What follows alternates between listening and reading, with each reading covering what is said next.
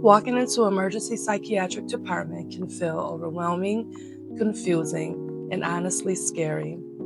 A lot of people don't understand what typically happens in an emergency psychiatric department and what happens once they arrive and what the evaluation process actually looks like.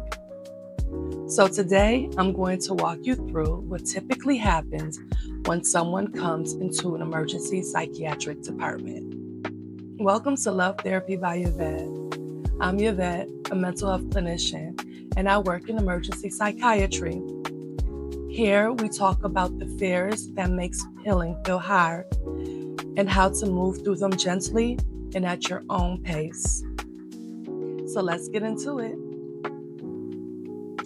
Generally, before someone is evaluated in the psychiatric emergency department, they must first be medically cleared through the emergency department to rule out any medical concerns that could be contributing to their presentation.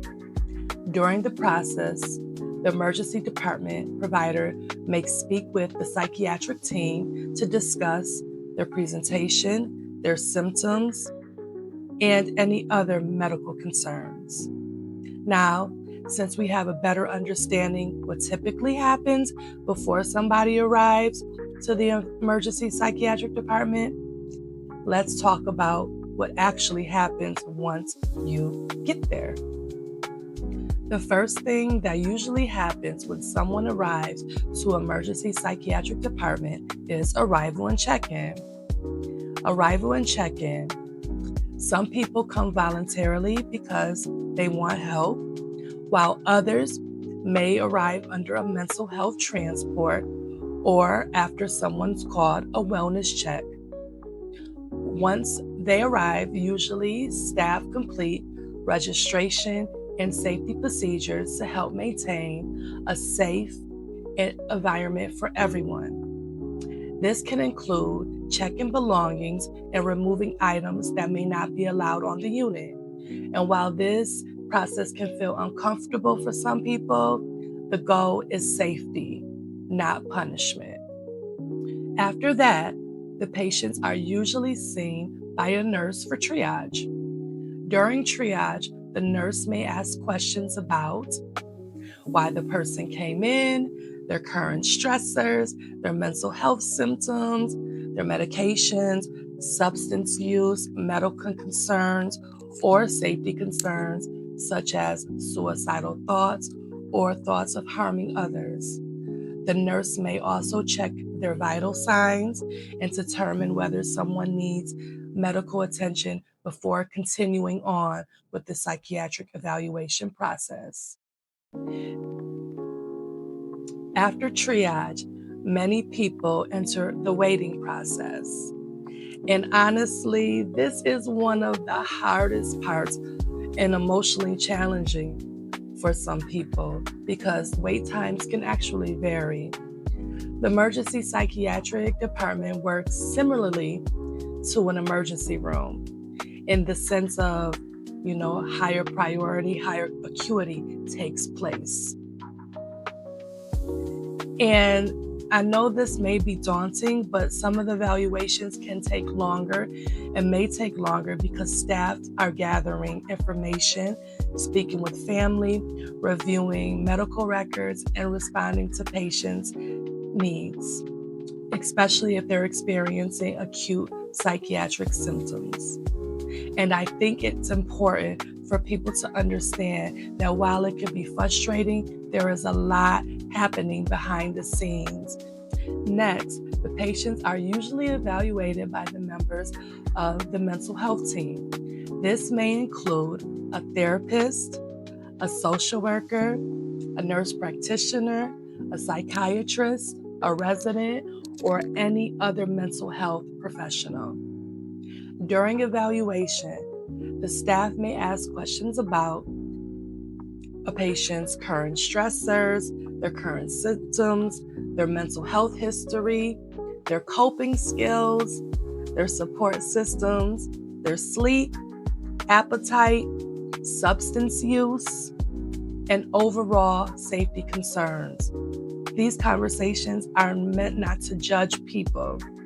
The purpose of the evaluation is just to get a better understanding of what someone is experiencing and how we can determine the level of support that they may need.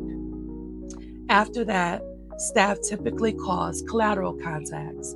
This means staff may speak with family members, friends, outpatient providers, or supports if the patient gives permission or if safety concerns requires additional information. Collateral information can help provide a clearer understanding of what is happening outside of the hospital setting.